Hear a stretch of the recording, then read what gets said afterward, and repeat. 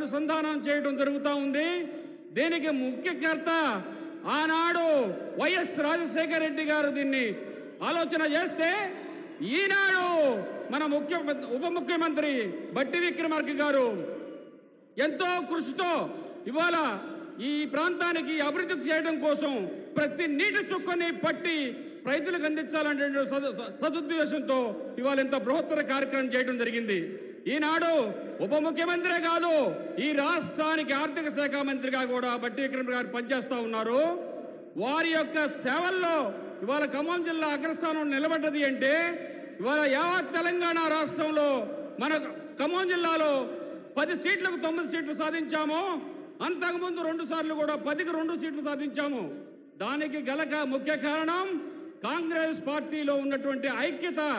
ఈ ఐక్యతని ఇంతే కొనసాగించి రానున్న కాలంలో, రానున్న భవిష్యత్ కాలం కాంగ్రెస్ పార్టీ అధికారంలో తీసుకురావాల్సిన అవసరం రాష్ట్రంలో కాదు, దేశంలో కూడా ఉందని మీ అందరికీ మనవి చేస్తా ఉన్నా. మళ్ళీ ఒక్కసారి గుర్తుపెట్టుకోండి, ఈ రాష్ట్రానికి దిక్సూసి లాంటిదే ఖమ్మం జిల్లా.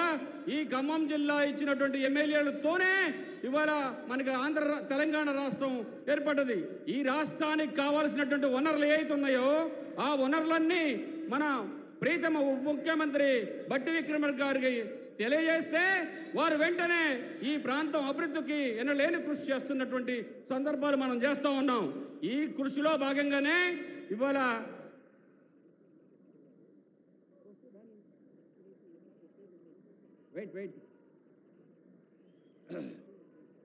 ఈరోజు ఈ 2 లక్షల రుణమాఫీ కార్యక్రమం కూడా మామూలు కార్యక్రమం కాదు.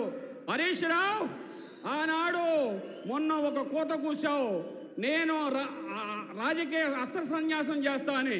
చూడు, ఇప్పుడు ఈరోజు రాత్రి 12 గంటల లోపు మొత్తం రైతుల ఖాతాల్లో ప్రతి ఖాతాలో కూడా 2 లక్షల రుణమాఫీ దొరకడం చూస్తుండే. కాబట్టి నీవు ఏమాత్రం ఆలోచన చేయగలిగితే, నువ్వే ఎమ్మెల్యే అయితే నువ్వు అన్న మాటకు నువ్వు కట్టుబడి వెంటనే నువ్వు రిజైన్ చేసి అస్త్ర సన్యాసం చేయవలసిందిగా నేను కోరుతా ఉన్నా సభాముఖంగా.